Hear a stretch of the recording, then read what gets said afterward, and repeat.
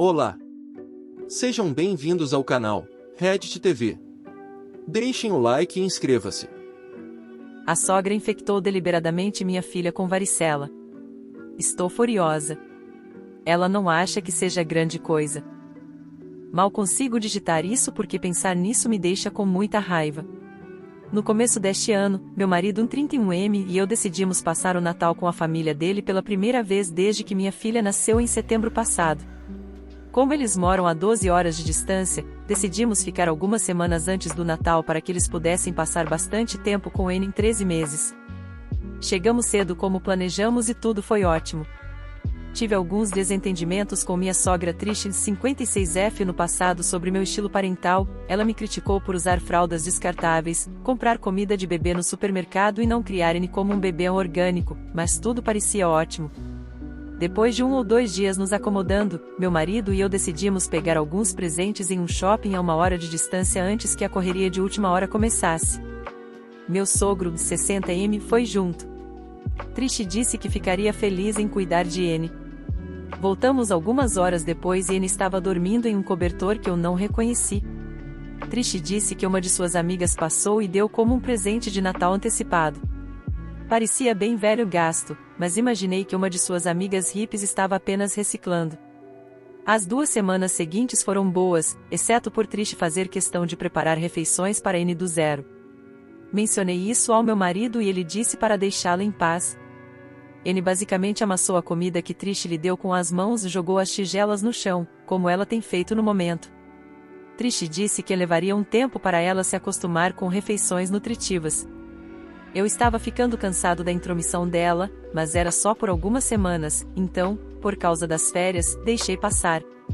No dia seguinte ao Natal, N estava realmente inquieta e não parava de se mexer e chorar. Eu medi sua temperatura e ela estava com febre, então fiquei de olho nela pelos próximos dias e felizmente começou a baixar. Esta manhã, ela começou a ter erupções cutâneas e bolhas nos braços e pernas e eu surtei. Eu estava fazendo uma mala para ir ao médico quando Trish perguntou para onde eu estava indo. Eu disse a ela que N tinha uma erupção cutânea e que eu a levaria para ver o médico. Ela abriu um sorriso estranho e presunçoso no rosto e me disse que não havia nada com que se preocupar. Quando perguntei do que ela estava falando, ela disse, sem nem olhar para N, que o que ela tinha era apenas catapora. Perguntei como ela poderia saber disso e ela casualmente admitiu que um dos netos de sua amiga teve catapora algumas semanas atrás, então ela pediu que eles cobrissem os braços, pernas e rosto da criança com um cobertor e o levassem para a casa dela. Nesse ponto eu não conseguia acreditar no que estava ouvindo, então perguntei se aquele cobertor era um presente em que N estava dormindo. Ela disse que sim. Perdi a cabeça. Para ser honesto, eu realmente não lembro o que eu disse porque eu fiquei acordado a maior parte da noite por 2 dias checando N. Eu simplesmente soltei Trish perguntando o que diabos havia de errado com ela.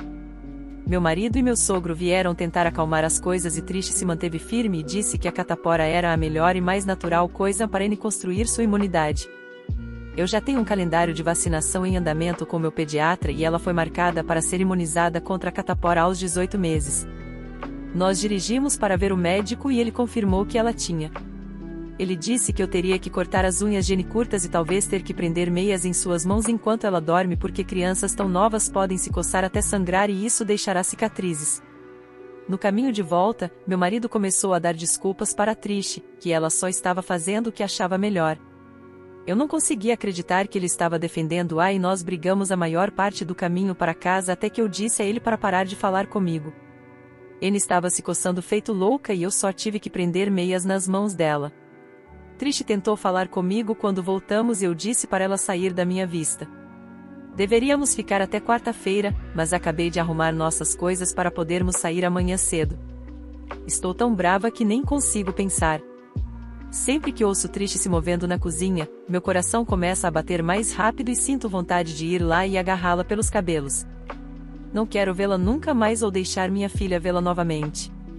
O que posso dizer para que ela e meu marido percebam a enormidade do que ela fez?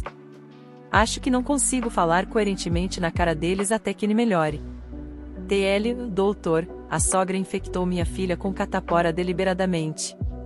Estou com tanta raiva que sinto vontade de machucá-la fisicamente. Preciso de conselhos sobre o que dizer para fazê-la perceber o que fez.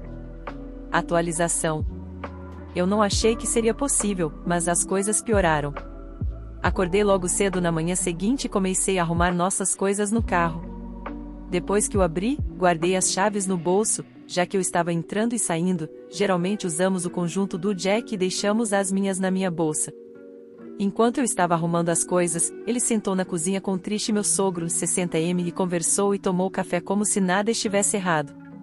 Ele ainda estava dormindo, felizmente, então eu apenas a coloquei gentilmente no cinto e fechei a porta quando Jack saiu e perguntou se eu tinha tudo.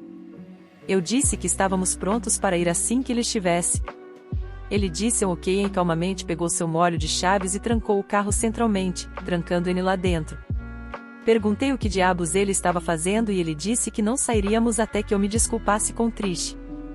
Acho que fiquei atordoado em silêncio porque ele então aproveitou a chance para repetir o que disse no dia anterior, que Trish achava que estava fazendo o que era melhor, que a catapora não mata e que eu estava fazendo um alarido maior sobre isso do que precisava e fazendo Trish se sentir mal.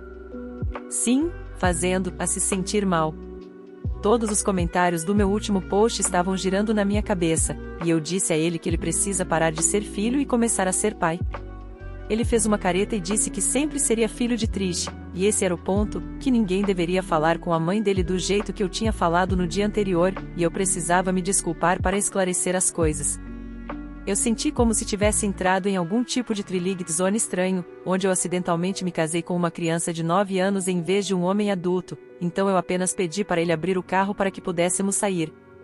Ele recusou repetidamente, então voltou para dentro e disse que me veria lá quando eu estivesse agindo de forma mais razoável.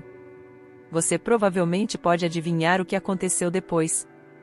Eu tinha deixado minha bolsa no banco do passageiro, então ele provavelmente presumiu que minhas chaves estavam lá. Não. Esperei 30 segundos, então pulei no carro e fui embora.